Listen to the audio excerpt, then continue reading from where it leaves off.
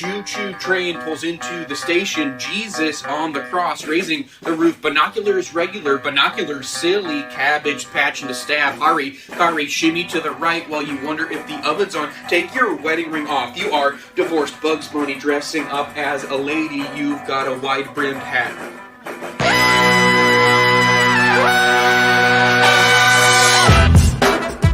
Good morning, Sweet World, and welcome to the No Dunks podcast on the Athletic Network. It's Tuesday, March 30th. I'm J.E. Skeets, rolling this morning with my top shot hot boy, Trey Kirby. Hey, yo! We got the international man of mystery taking it to the max, Lee Ellis. friend. Really. And last but not least, making the magic happen, it's JD. Hello. There is, and here we are. Shout out to the stream team joining us live right now on YouTube. Please like and comment, subscribe, share the show with your friends. TK and I planning on going live a little later tonight for a new Top Shot Hot Boys. Maybe rip a pack, maybe do a fun top 10 list when it comes to Top Shot. Maybe talk about Michael Jordan getting invested. Michael Jordan and Will Smith. Top Shot is back? Oh my goodness. I didn't know it had to come back already, but it feels like it is. I agree. So that's later tonight. So make sure you subscribe to No Dunks on YouTube so you know when we're going live. Email us your questions and your comments for the next Beach Steppin' podcast. Hitting the beach tomorrow on Wednesday. So email them in, nodunks@theathletic.com, or tweet them in @NoDunksInc, or leave them in the YouTube comments if you're crazy like that. And finally, immaculate items available for sale over at nodunks.com. Yes. Go get your t-shirts and your hoodies and your coffee mugs and everything. And then once you buy one, tag us at No Dunks Inc. on Instagram or Twitter, and we will share it with the world to see it. We got to update that little scroll we've got there, JD, because we got the Big Beef shirts. We got the Top Shot Hot Boys shirts. Anyway, go check out nodunks.com. Okay, guys. We have some up-down fun later, the up-down report, but we had a bunch of games on. We won't get to all of them, so don't freak out, but the first one we're starting with, and we'll just do our big takeaways. Applesauce, baby. Westbrook records a historic triple-double as the Wizards beat the Pacers last night. Trey, crazy stat line from Westbrook in this one. In a victory, too. He took over late. What's your takeaway? Yeah, it was a fun game to watch. The Wizards got the Pacers to play their pace, and Indy couldn't keep up. They got lapped. Oh, no Beal for the Wizards. So we got vintage MVP Russell Westbrook, 35 points. You mentioned it, Skeets, 21 assists. Saucing them last night, serving up those Fuji apples, plus 14 rebounds for Russell Westbrook. That's his 16th triple-double of the season. Already a record for the Washington Wizards all time? What were you doing, Wes Unseld? Where's your triple-doubles? Anyways, Westbrook was money down the stretch as well. He was balling hard all night, so the confidence was at 100% in the last 5 minutes. He got a couple of layups, hit a couple of three-pointers. It honestly looked like the MVP season for Westbrook out there, and an incredible win for the Wizards, who, since the Eastern Conference is very jammed together, and none of these teams who are in basically 5 through 10 are able to string together any wins. I said it was crazy that the Wizards were the Cinderella team that somebody picked while I was gone. Maybe it's not. They look all right now. And, as has been the case with Westbrook, it feels like as soon as you tailor your style to him and he kind of gets a little bit of chemistry alongside the team, same as what happened with Houston last year, the numbers, the efficiency, it all sort of seems to rise. It's just you got to play Westbrook's game. Last night, the Wizards did it. He looked great. Yeah, I had that Wizards as my crazy Cinderella team. Yeah, this idea that they could even get into the play-in tournament. And they're right there. They're like 2 games back or something like that. So it is possible. I saw Fred Katz on the Boulevard. He tweeted this morning that the Wizards have the easiest remaining strength of schedule in the NBA, too. That was coming by way of Tankathon. So this is in play here, Lily, and it's wild. And yeah, that Westbrook stat, not only just the Woe Boy, that's going to be in the running for Woe Boy of the Year, just the pure numbers there. But Trey said it. It took Westbrook 38 games to take the Wizards franchise lead in triple doubles. Now, I don't know what that says about Westbrook or the Wizards franchise, but that is unreal, that stat. And yeah, he's putting up a 30, 10, 20 in a victory. Again, they sort of needed all of this to beat the Pacers. It was a close game until the Wizards took over late. But what do you think? Yeah, well, they're still 11 games below 500, but that doesn't really matter. Last night was just a classic Westbrook game because he wasn't really stat stuffing either. He was just, without Bradley Beal, he had to do more. And they needed every single one of those possessions and those stats to get over the line against a tough Indiana team. And he hit the threes late. He's talking trash to the bench. I mean, it's just incredible that this guy can sometimes really cost his team games by trying to do too much. Whereas last night, he couldn't do enough. He was just playing such great basketball and starting the transition. And, he just seemed to play better. I mean, without having Beal there, he just knew that he was the man. He was going to have to do everything. And he really relished that opportunity and hit those threes late. We know sometimes with Westbrook, those are exactly the sort of shots that cost his team games, but they didn't last night. They won. So it was a fun Westbrook experience last night. And I mean, to have a Wizards record already is weird. I mean, I guess, maybe it's not so weird because, it's really been in the last 5 or 6 years where the triple doubles have just become so prominent, especially for Russell Westbrook. Yeah. So maybe it's not that big a deal, but just fun to watch.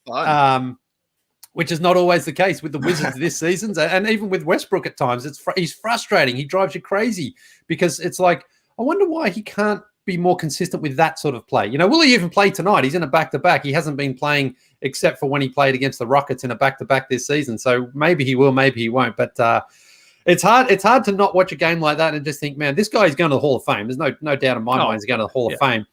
But he's also one of the most frustrating players we've seen in the last few years because it's he can put up these stat lines and his team can lose. But last night it was like one of the most dominant single game performances by anyone. I mean, you talk about Wild Boy of the Year. What about Wild Boy of all time? Maybe. I mean, let's not go overboard. Wow. It's got to be up there. Himself has some of these type games dating back again to the MVP season. Yeah, it's an unbelievable lie when you see it. I mean, he fills the box score. Even had a couple, steals in there, threw a block in as well, hit some threes. Yeah, he's not great at the line. I think he was, maybe 3 of 5 off the top of my head. But yeah, hell of a game from him. And I can't believe they're in a play-in race here. It's amazing to me. You're right, 11 games back at 500, but there's so many teams bunched up there. And we'll get to Bulls the and the Raptors are just ahead of them too. Oh, so, Jesus. Yeah, and both of those teams dropping brutal losses last night. So anyway, third 30, 10, and 20 game ever recorded, apparently. The first since Magic back in 88, I think the NBA was tweeting it. So applesauce is what we're calling 20-plus assists. I like you had the prop there, Trey. There have been a lot of other suggestions for it, but for some reason it's so stupid I like it. Yeah, my hands are mixed up here. The AS for the assist, the applesauce, especially if the assists are particularly fancy, they're saucy. It took us about a year to actually crack the code on what rebound highlights would look like. So please send us your suggestions, Twitter, email, YouTube, Instagram, whatever it is. How are we going to make these into highlights? Because when you make applesauce, all you do is grind up the apples and, it becomes a sauce. I think we're going to have to put a little bit more effort into this one. So let us know what it should be. Assist highlights, they're a little tastier than rebound highlights to begin with. So I don't know. Maybe we need a little less seasoning. I don't know. Let us know. Okay.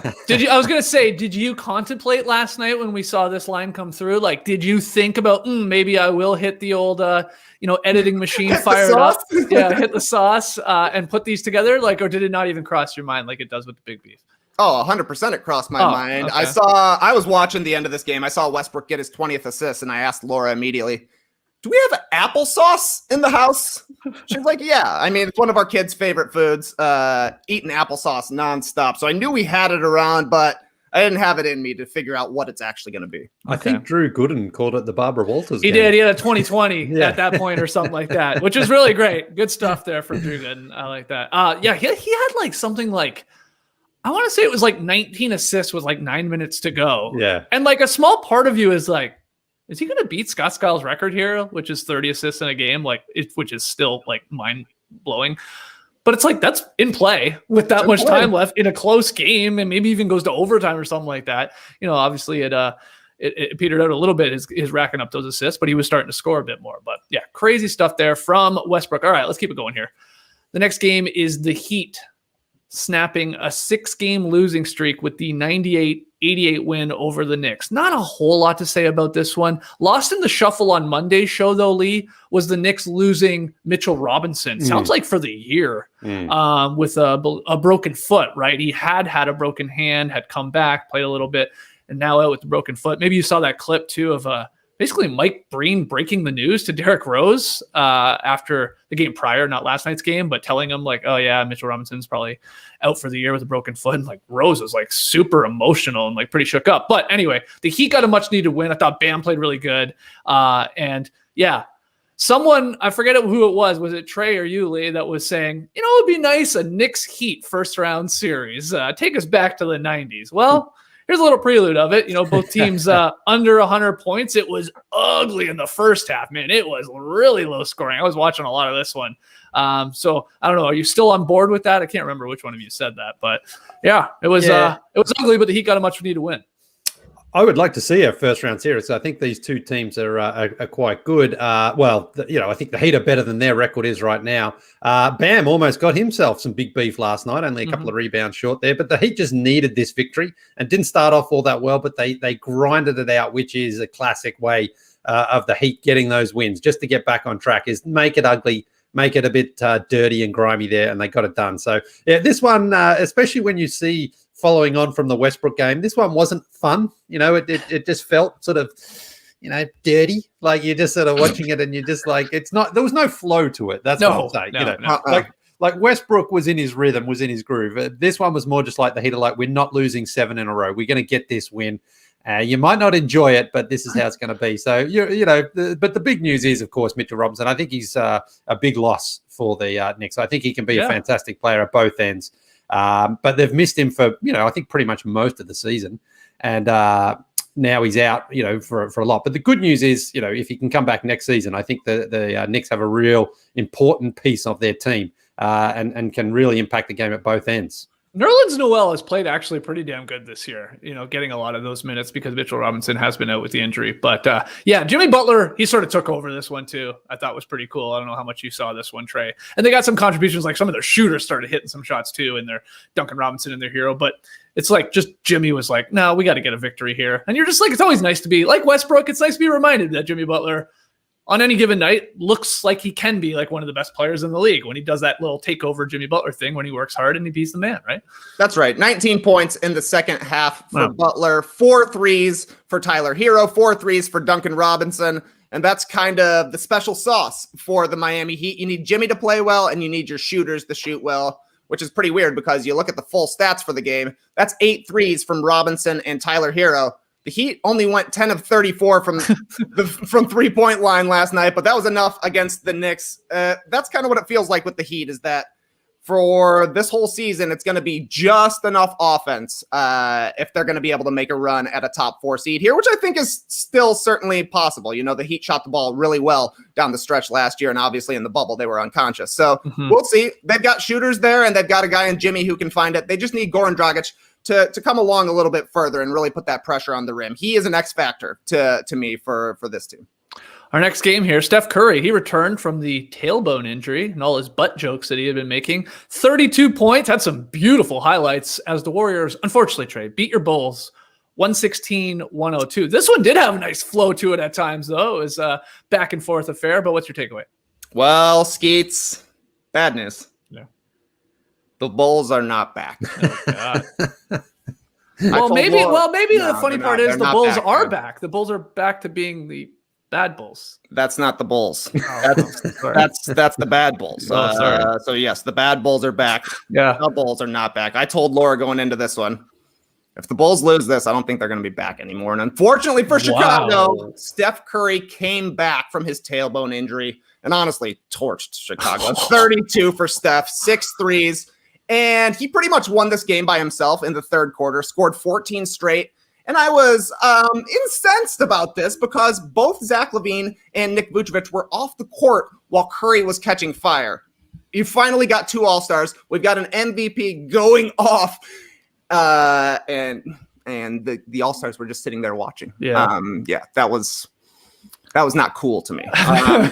So the Bulls now have lost 6 of 7. They're 3-8 since the All-Star break. They're on a 4-game losing streak. And in those 4 games, the Bulls are shooting 28 for 112 from 3-point. Wow. That's 25%. The Bulls play 0 defense. So the margin of error, it's too slim for those kind of nights. Every single night, and last night was a microcosm. 6 of 24 from 3. There's that 25% number right there. And 19 turnovers. You're not going to beat good teams if you can't shoot and you turn the ball over all the time. If you're looking for a silver lining, here it is. The offense looked better in game 2 with Vooch. Some new post-up wrinkles, a couple of nice 2-man game moments between him and Levine. And the other good part is that the rest of the East can't win either. The Raptors, Pacers, Celtics, Knicks, and Raptors all lost on Tuesday. Mm-hmm. The Bulls are going to have to actually win a game on this road trip. You can't come back until you've been away. But you can't just count on everybody losing the entire time. I mean, it's not a shame to lose to Steph Curry and the Warriors when they're on fire. But when your offense is not able to play offense and you're an offense-only team, that's a disaster. Yeah, that's well put. Where's that win going to come from on this road trip too, TK? They're in Phoenix, then Utah, and then they go home to play Brooklyn. Well, they beat the Suns in the 1993 finals. They beat the Jazz in the 1997 and 1998 finals. So I'm seeing 2 wins right there, Lee. Okay, well, listen, things happen in the NBA. Any team on any night can beat any other team. We know that. But after those 3, you go back out on the road, but you got the Pacers, the Raptors, the Hawks, the Wolves. So, all right. I don't see a win in the next 3 games for the Bulls. But after that, perhaps 1 or 2. But as you mentioned there, the other teams sort of in that bunch are not really making it harder for Chicago. They're almost kind of keeping the Bulls alive in it. And that's really what's going to have to be, because the Bulls are really facing an uphill battle in these next few games here. But, the Warriors are a bit of a funny team as well. They've sort of had their moments, but obviously Steph just makes such a huge difference. And he said he's not fully recovered from that butt injury. Yeah, he had another tumble last night. Yeah. But I think obviously the Warriors, maybe they rushed him back a little just because they needed to get back on the board with a couple of wins here. So, you do that when you're the Warriors, because they're not trying to tank this season at all. They want to get into the playoffs and do some damage if they can. And they saw the Bulls in town and took advantage last night. I think it's crazy, too, that Curry is averaging 29 points per game, 5 boards, 6 assists. His shooting numbers are Curry-like, 48 from the floor, 41 from 3, 93 at the line, whatever the heck it is. And here's a guy that's like, he's not even at the table, Lee. He really is not at the MVP table conversation. That's how great this league is right now. We have he's like, I don't know. He's maybe in the restaurant, but he's not at the table. He just isn't. And this is not knocking Steph Curry. I'm just saying, my God, what a league and the talent in this league, where Curry, a 2-time MVP, is like not even there. He's like, he's not even in the picture there. He's not even behind Lee's white turtleneck. It's just crazy. Look, Giannis is a 2-time MVP. He wasn't at the table. I think he's pulled up a chair right now. So maybe there's time here for Steph. I think he's left his run a little bit too late, but it's possible. Dale brings up a good point. Curry is the chef. He's making the dinner. Okay. Yeah, it's really very, very smart there, Dale. But yeah, he was special. And Bulls, man, you got to switch up the defense a little bit, giving him a little too much room to operate after the high pick. Like, holy crap, how are you marketed? Multiple times. Just you got to get a little higher up there on the pick action. Put some pressure on him. Jesus. But yeah, we need Lowry to lock down Steph Curry out there on the perimeter. I mean, I get it, but that's the thing. It's like, you're not stopping Steph Curry. No. You got to play offense. If this team is going to win games by outscoring opponents, and when you turn the ball over nearly 20 times and miss most of your 3-pointers, it doesn't add up. It just literally doesn't add up. You're not getting enough possessions and you're not getting enough makes. Other than that, look good. Yeah, for sure. All right, next game, Zion Williamson scores 28. Ingram hit some clutch shots late. Pelicans beat Boston 115-109. Celtics fans were back in the house, Lee, and they were booing the Celtics. Yeah, it's good to have NBA fans back in these arenas. But what do you think?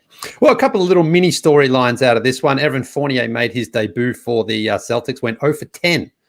In 33 minutes. Not great. Luke Cornett, another couple of threes for the big man. Buddy.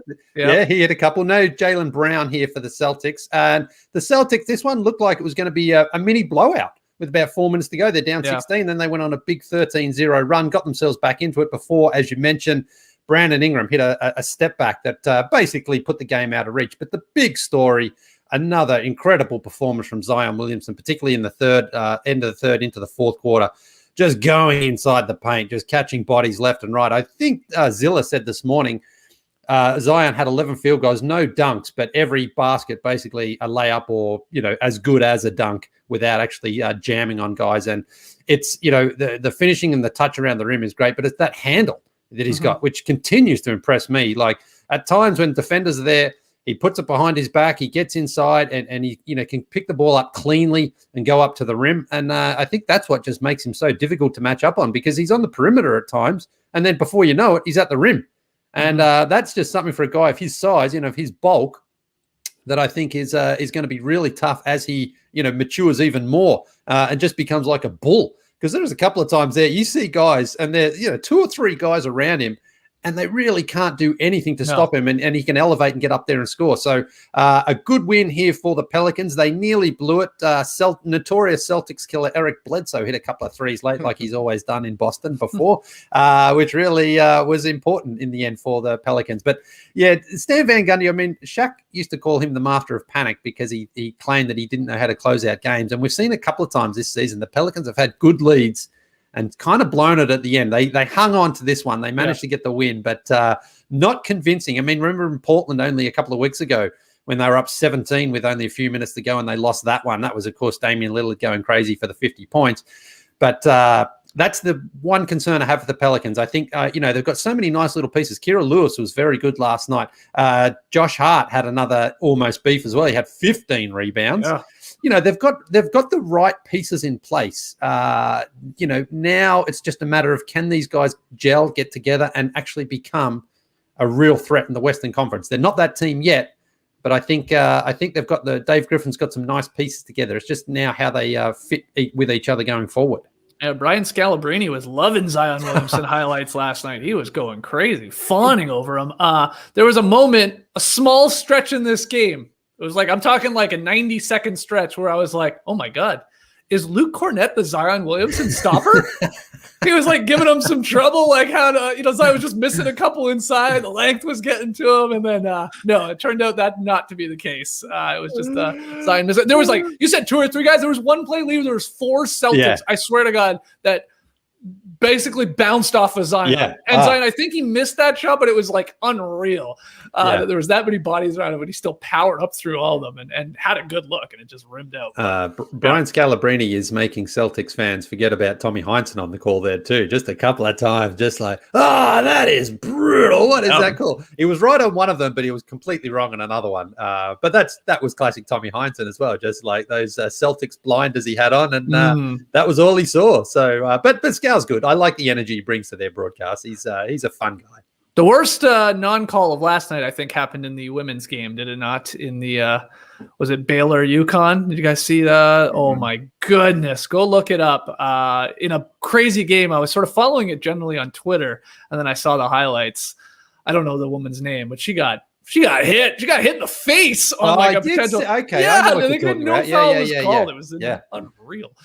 Anyway, Zion, 28. And I think Griff took to Twitter last night too, pumping up his boy Brandon Ingram, saying, whoa, where are all you guys saying he can't close games? Look at this, because he hit 2 shots actually in this one. Also, Shackton a fool, a whoopsie of the year candidate in Marcus Smart. Did you see this one, Lee? The jump ball where he thought, go ahead. Well, he only had 0.3 of a second though on the clock.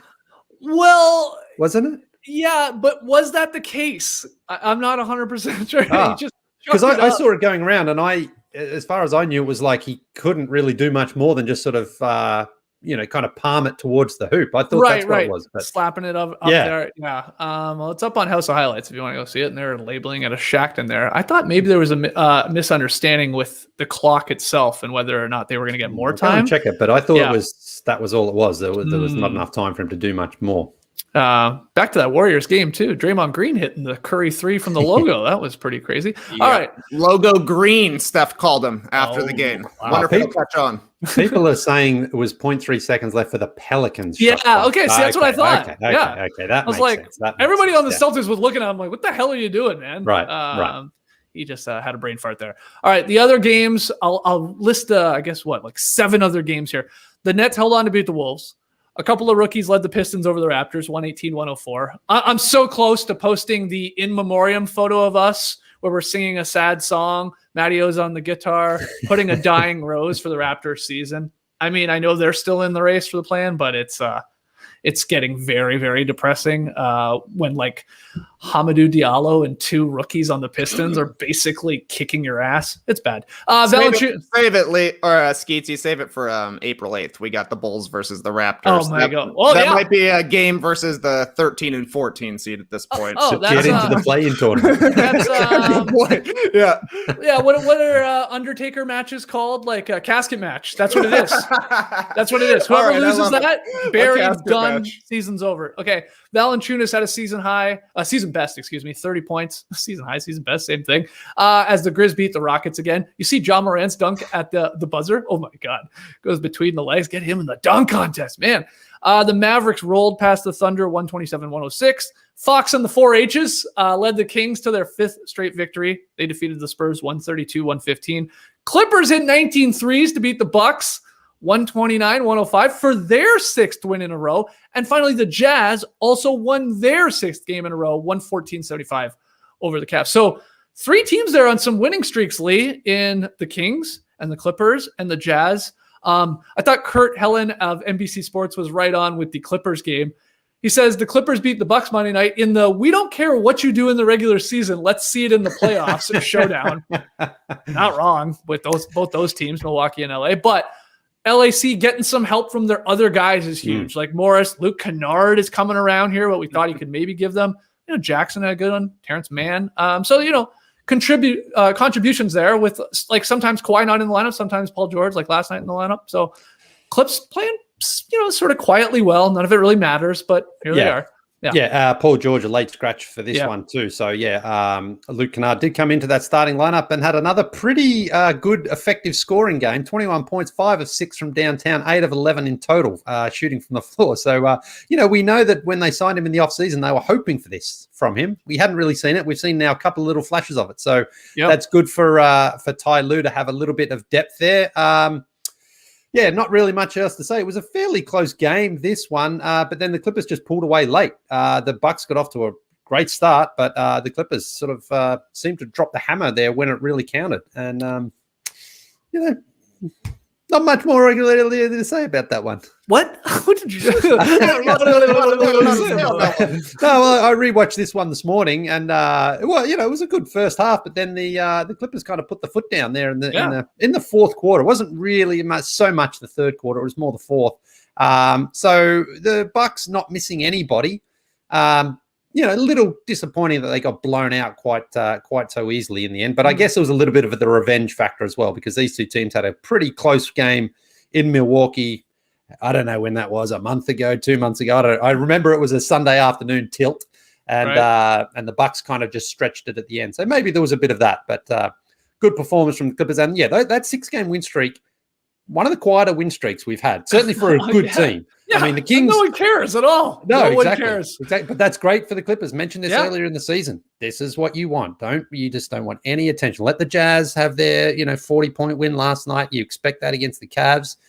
Clippers, just win these games. Be quiet about what you're doing. I think it's good too that again, like I said, it's not they're winning all these games because of Kawhi going for 40 or Paul George hitting 8 threes. They're getting contributions from all of these other guys that are going to have to help in a playoff series. So that is really, really good. As for the Jazz, I just wanted to point out about their winning streak, because it's sort of like no one cares at this point too. We know they're a good team. Then they had a little cold spell, but now they're winning all these games again. Since the All-Star game, Donovan Mitchell is averaging 29.2 points per game, 50% shooting, 46 from 3. I mean, he only played 25 minutes last night, but filled up the box score in a dominant win. And Rudy Gobert is playing just as well, maybe, since the All-Star break.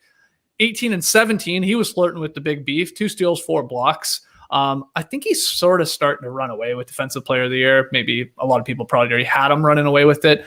But the Jazz have built a 3.5 game lead for first place in the West standings for the number 1 seed. That's pretty big because they're 35 and 11.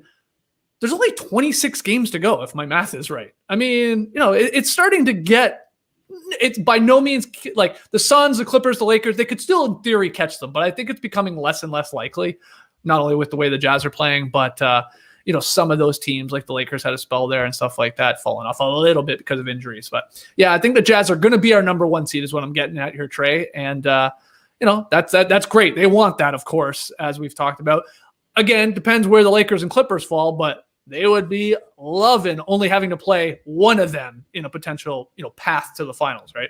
No doubt about it. They've got an 11-game win streak this season, and I think a 9-game win streak, and now they're working on a 6. Who knows how high up that's going to get? It looks like they're going to be the number 1 overall seed, and let's see if that makes a difference for the Jazz being able to play at a home court that actually seems to have a little bit of a home court advantage. They're at altitude. I think they have the most fans in the stands of any NBA team, which is a choice to make, but also something that could play out in the playoffs, right? That could actually matter, having a lot of fans in the stands there to be cheering for the Jazz. So yeah, I mean, conditions are perfect for the Jazz to make a run at the very least at the Western Conference Finals, if not the NBA Finals.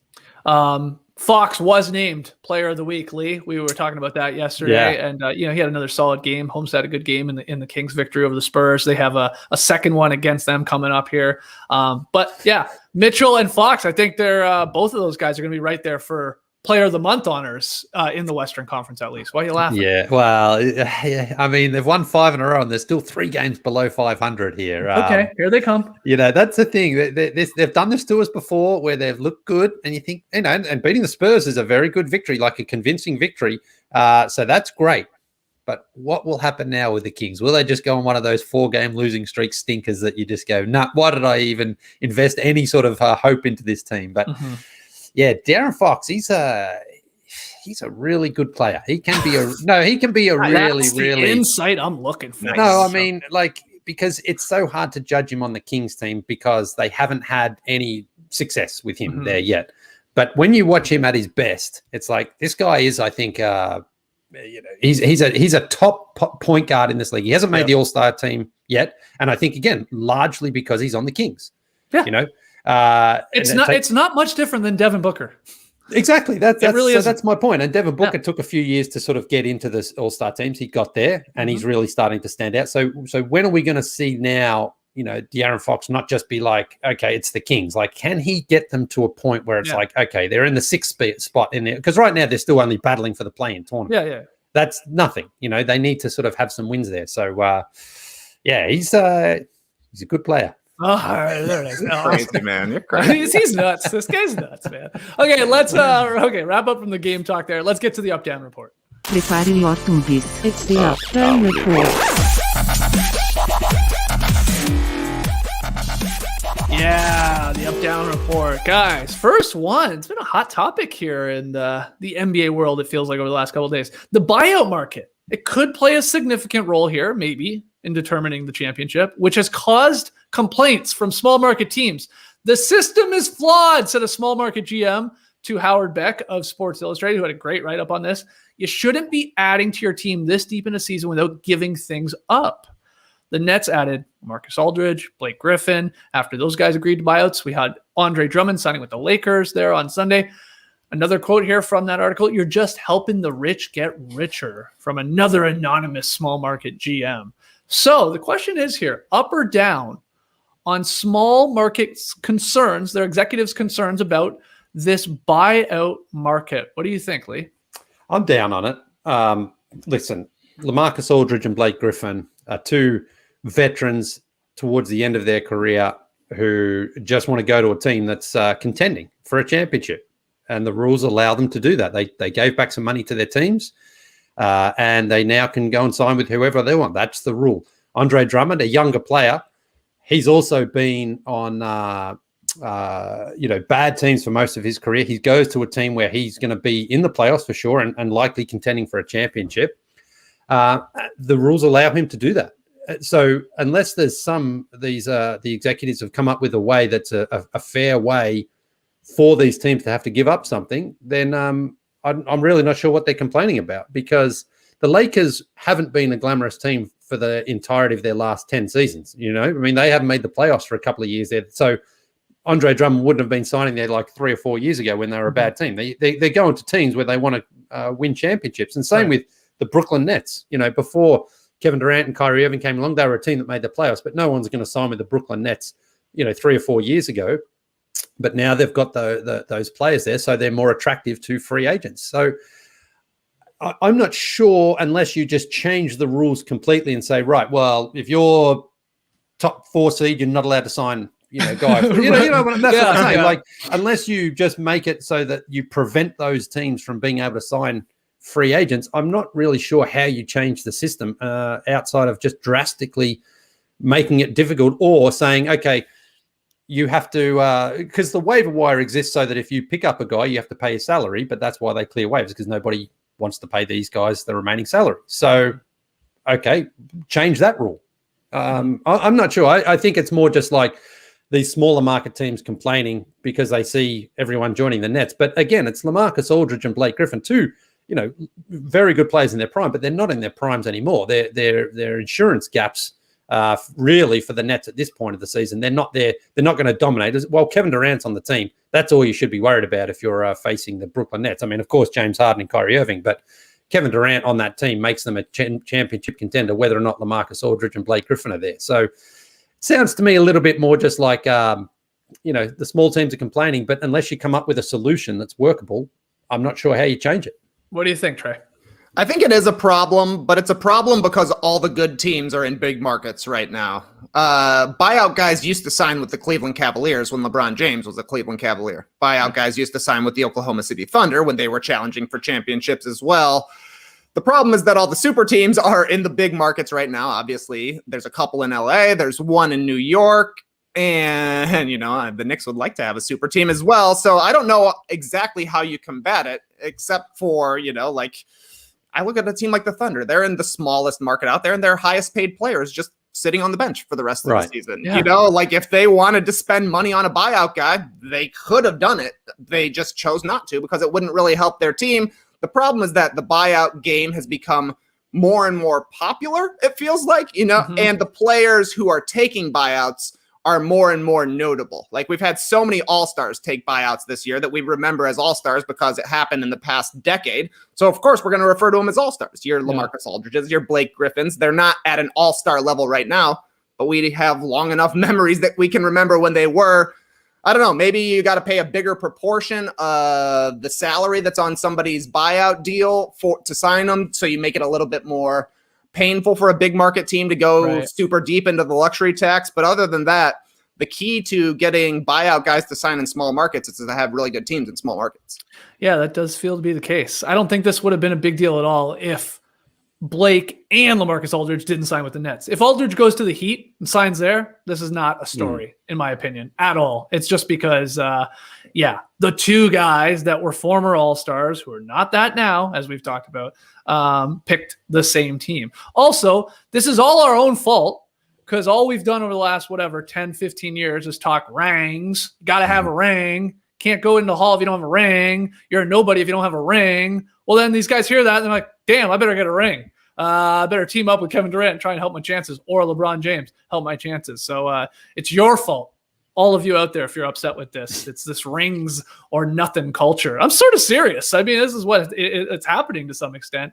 And the small market teams, you had the opportunity to acquire these players through trades if you really wanted to before a buyout. If you really, really wanted that LaMarcus Aldridge, you could have tried and traded for him. But yeah, I think this is a whole lot of nothing here. But I guess people in the comments were saying they were up on it. So there maybe is some case. Let's hear from you guys in the YouTube comments below after the show. Okay, next one. The NBA announced Monday that the draft will be held on July 29th, the draft lottery on June 22nd, and the draft combine on June 21st till the 27th. So with the draft scheduled for late July, it would seem that free agency could begin as soon as that weekend there. So like late July, maybe even early August. The question is, are you up or down on the NBA draft being held on July 29th? The secret is I just wanted to slip this into the show somewhere. It's like, I really want someone to be upset it's happening on July 29th. Is anybody thumbs down? Like big time down. Big time down. Tell me why. Summer's over already. That's exactly why. Season ends July 22nd, draft July 29th. Public school in Atlanta starts August 5th. See you, Summer. I'm big time down on this. Give us a break.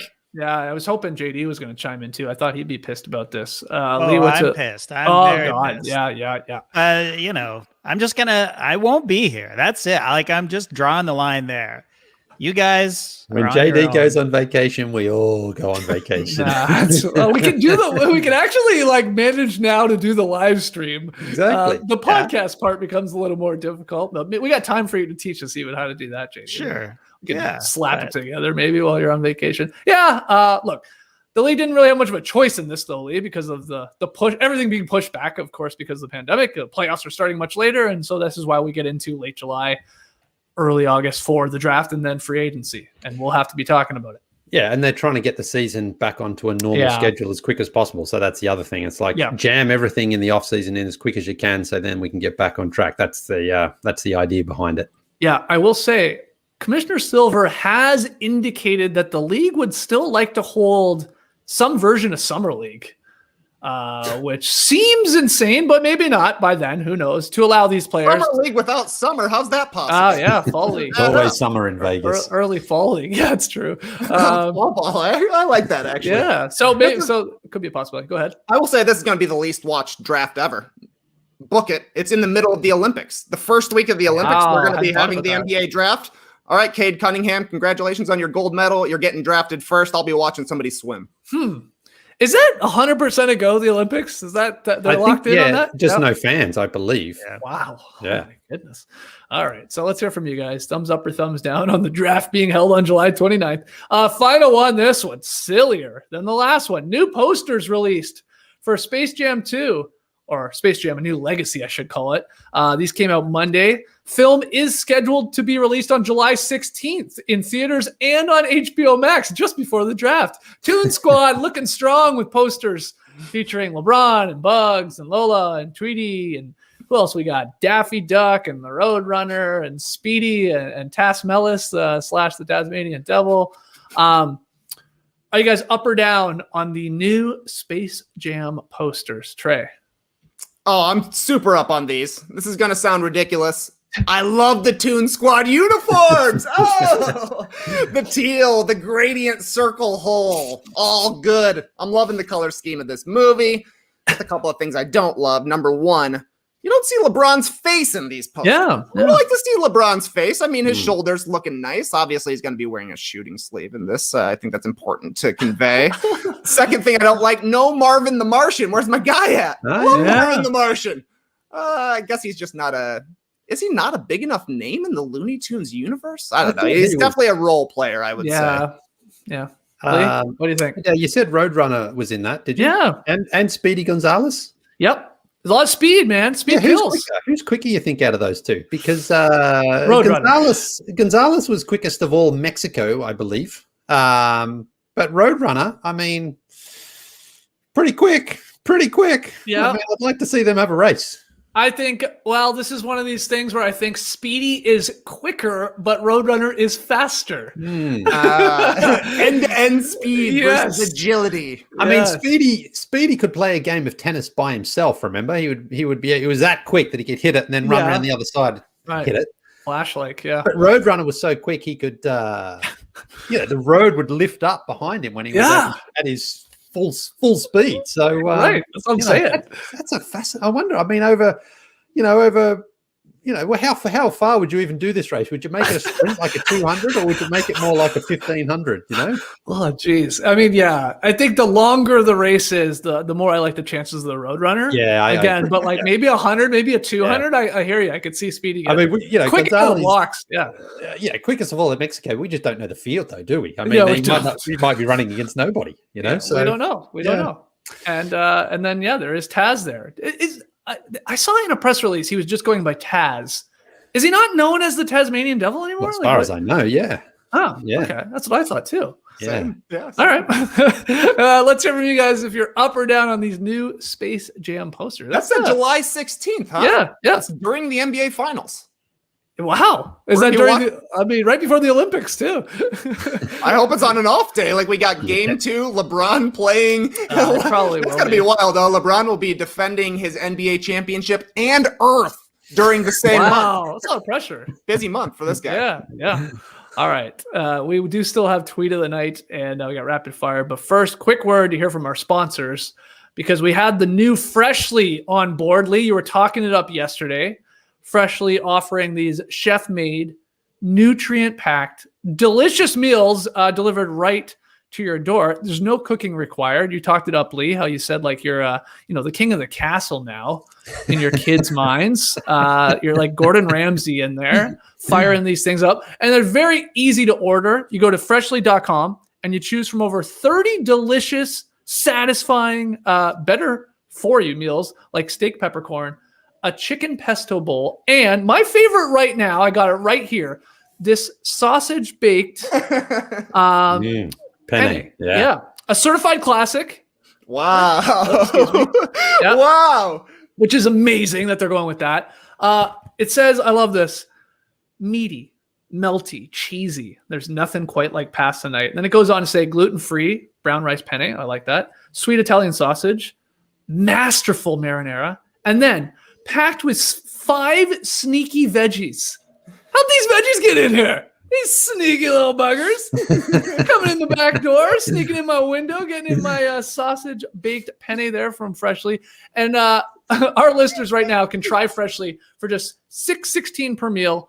So stop searching the internet for healthy food near me. Yeah, right. Every night, start living the life of Freshly. Your meals are always delivered fresh. They're never frozen. They actually come in like this pretty wild packaging that you can recycle quite a bit of it, which I like that as well.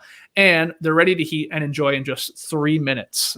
Lee, you know all of this. It's fantastic how quick these things are. 3 minutes. What do they say? 3 minutes, and then let them cool for 2 minutes, and then plate them. They're very adamant about plating them. They don't eat them out of this. Plating them. It's like a gorgeous meal. Yeah, that's how you're tricking your kids. You said. Exactly. Yeah. If I give it to them in that like container, they're like, we know something's up. Yeah. But instead, it's like, no, I just quickly cook this, cleaned up, eat it, enjoy it. Right now, Freshly is offering our listeners $40 off your first 2 orders when you go to freshly.com/nodunks. Stop stressing about dinner. Go to freshly.com/nodunks for $40 off your first 2 orders. That's freshly.com/nodunks for $40 off your first 2 orders. And in all honesty, I know this is a good product because we got some sent to us from Freshly for doing the ad reads.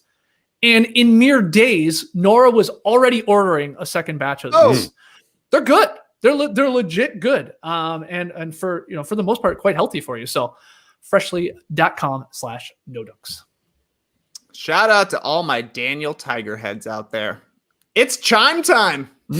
We're not talking making clocks with Dad Tiger. We're talking about Chime, the award-winning app and debit card with no hidden fees or monthly minimums. Chime thinks your bank should work with you, not against you. After all, it's your money, so you should get to keep it. That's why Chime offers fee-free overdraft on up to $100 in debit purchases with SpotMe. It's like overdraft protection, but better. You can get your paycheck, benefits, stimulus check, and tax return up to 2 days earlier with direct deposit. With Chime, there are no hidden fees or monthly minimums. Plus, there are 38,000 fee-free ATMs with MoneyPass and Visa Plus Alliance. When you sign up for a Chime spending account, you can enroll in an optional savings account and grow your savings automatically with 0.5% annual percentage yield, 10 times the national average. And you can turn on alerts to let you know when your card is used and instantly block your card if something seems fishy. That's a little something called security. So join the millions on Chime. Sign up takes 2 minutes and doesn't affect your credit score. Apply now at chime.com/nodunks. That's chime.com/nodunks. Chime is a financial technology company. Banking services provided by the Bancorp or Stride Bank N.A. Members FDIC. Eligibility requirements and overdraft limits apply. Overdraft only applies to debit card purchases. Limits start at $20 and may be increased up to $100 by Chime. Early direct deposit depends on the payer. Out-of-network cash withdrawal fees apply. Third-party and cash deposit fees may apply. Go to chime.com/nodunks for details. It's time for Tweet of the Night. Tweet of the Night. Wow. Twitter. That's right. It's Tweet of the Night, and I have the honors. And, I hate doing Tweet of the Night because I have to go on Twitter, and I'm not a huge Twitter guy. And, it's kind of a cesspool. But I opened my feed, and lo and behold, Lily Goo's grandmother is back in my feed. So you remember her from earlier this month. Her 94-year-old grandmother spent the pandemic basically keeping track of her favorite NBA players on this notepad, and Danny Green was number one apparently. And then yesterday, Lily Goo's grandmother received a signed jersey from Danny Green. It was really nice. Nice. But, this is really, really low hanging fruit, right? Like I can't do it. So I dug a little deeper. And of course there was Russell Westbrook doing his post-game interview with no shirt on. And I was like, oh, this is going to be ripe. Well, there's going to be so many memes about this. And I only found one that I really liked. It was from Haley O'Shaughnessy. A white crop top with a deep V and long sleeves. Pretty little thing. And Nasty Gal have 24 hours to respond. I LOL'd at this, but, but I only found one. And I usually like to have at least 3, if not 5 of those. So that's out. Then I realized that Kyle Chandler was trending for some reason. Then there's like a panic. Did he die? Is he canceled? What's going on? And I think he was trending simply because this guy, Joey Molinaro, tweeted another famous guy we all know, but absolutely refused to know his name. How dare you? How dare you? I mean, this guy, Kyle Chandler, he's in, Bloodline, First Man, The Wolf of Wall Street, Zero Dark 30, but of course, probably best known for Coach Eric Taylor from Friday Night Lights. Yeah. The disrespect. I can't even. So who the hell are you, Joey? That's what exactly. Like to know. Yeah. So Lee, you have a favorite Kyle Chandler? Oh, you're going to ask me, JD. What are you? Zero. Hold on. If we had shown you his photo, would you have known his name, Lee? No way. No way. Right. No way. No. I'm sitting through it, listening to JD roast that guy, and I'm like, oh, don't ask me anything about him, JD. Yeah. What did you say before Zero Dark 30? There was a movie. He was in. Well, he's in the new the King Kong versus Godzilla. So that's coming out. Which one is he? I thought he was great on Early Edition. That's the show that, despite the fact that he's become a famous guy whose name everyone knows, except for Lee, and this tweeter, that was his first breakout role, as far as I'm concerned, getting that newspaper with the day's events before they happen. He has to go out and change them. Right. So I wonder if he knew ahead of time that he was going to be a big star. Maybe. It's possible. All right. Well, for a guy that doesn't like Twitter, you got a lot of tweets there, JD. And well, yeah. I go on once a week, and I just it's like, oh, there's this one. Oh, there's that one. Yeah, whatever. Stupid tweet of the night. Jeez, it's not going anywhere. So get used to it. Yeah, I know. Okay. Let's wrap this up here. Pick 'em results. Bucks, Clippers. Clippers favored by 1.5. I needed it. And hell yeah, the nerd dog and Reggie Jackson and my man Terrence coming through in flying colors. Clippers get the dominant victory. They hit 19 threes, as we said. So huge. I'm still alive here for the month of March. There are only 2 nights left when it comes to picking games. Trey had a loss last night. He's actually not. Yeah. You're not out of it. Like, I told you, Skeets. I'm not in the clear. Me and the Bulls, we're faltering here. We are struggling. I'm actually going to call in the big gun to make my pick tonight. I'm going to need some advice from JD here. Oh, okay. Because Trey's loss gets him to 10-8. Lee picked up the win with me because he had the Clippers. Lee, you're 10-8. Tass is 9-9, and I'm 8-10. So it is bunched up here like a wedgie. Let's find out tonight's game. It's the Hornets and the Wizards. There's only, I think, 4 games on. Without checking, there's not a lot of games on tonight. Yeah. We had so many on last night. So we got a Hornets-Wizards game here to possibly decide the pick'em for the month of March. It doesn't get crazier than this. Hornets favored by 3.5 on the road, taking on Westbrook and that crazy stat line in a back-to-back situation for Washington. We're going to start by finding out who Tass took. Let's find out. Not going to lie. I feel like Liel is picking this game. Oh, it's a tough one, but I'm going to go with the Hornets. Got no idea. All right, Skeetsy, come get me. Come get me, man. Come get me. Wow, there's a lot going on in that clip. There's so much going on. He's got a nice fresh haircut. He's got the Rounders jacket on. He's got a fuzzy little mic or gerbil in front of him. And then he gave us a Fire Marshal Bill at the end. Okay, so Tass takes the Hornets. Let's next go to Trey. Do you want to get JD's help with this one? What are you thinking, JD? I'd like a quick consult here. As Lee says... Yeah, I'm getting the same. Same. But Charlotte is jumping out at me for some reason. All right. I like the buzz. Give me the Hornets. All right, that's two people taking Charlotte -3.5. Lee, where are you going? Oh, is it a tough one? It's a tough one. It is a tough one. Tough one. Pick of the night.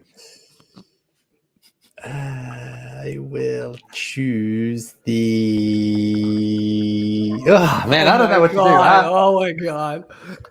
He doesn't know what to do. Hornets. I think the Hornets of Charlotte are going to win this game by 3 points.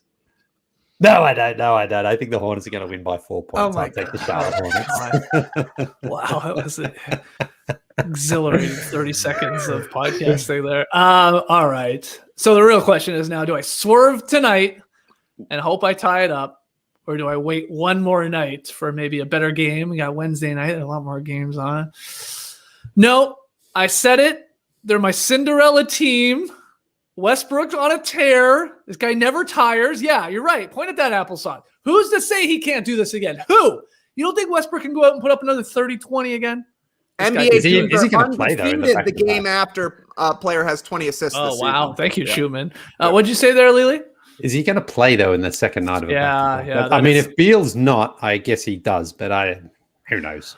Oh, okay. Give me the Wizards. Wow. Just got to keep it close. Oh, boy. Very, very close. I not a lot of confidence in this, but let's do it tonight. Let's swerve tonight. Let's put on the glass slipper and I'll be Cinderella here. This would be perfect, right? The Wizards coming back to the play-in tournament, me coming back after being down huge in the book-off, or the pick-em, excuse me, brought to you by BetMGM. So, yeah, give me the Wizards. Oh, my God. Email us your NBA questions for the next Beach Steppin' podcast. NoDunks@theathletic.com. Like, comment, and subscribe, guys. If you're in the stream team right now, hit the like button. It's right there. Go boom, like, done. Subscribe right there. Boom, done. And thank you if you have already. Grab your No Dunks merch at NoDunks.com and subscribe to The Athletic for only $1 a month. Go to theathletic.com/NoDunks or theathletic.com/NoDunksCanada if you are up in the Great White North. Fun show. Just coming in under an hour today. Thank you so much for joining us. Back tomorrow with what you need to know, with The Daily Show, and then, of course, with that Beach Step In podcast. Oh, and tonight, Top Shot Hot Boys. Make sure you subscribe so you know when we're going live on YouTube. Clipper Bros! You heard it here first. Have a great time. Turn up. Love you guys. Awesome. Thanks for joining us. And remember, Pretty Little Thing and Nasty Gal have 24 hours to respond. We're waiting. Embrace the day, people.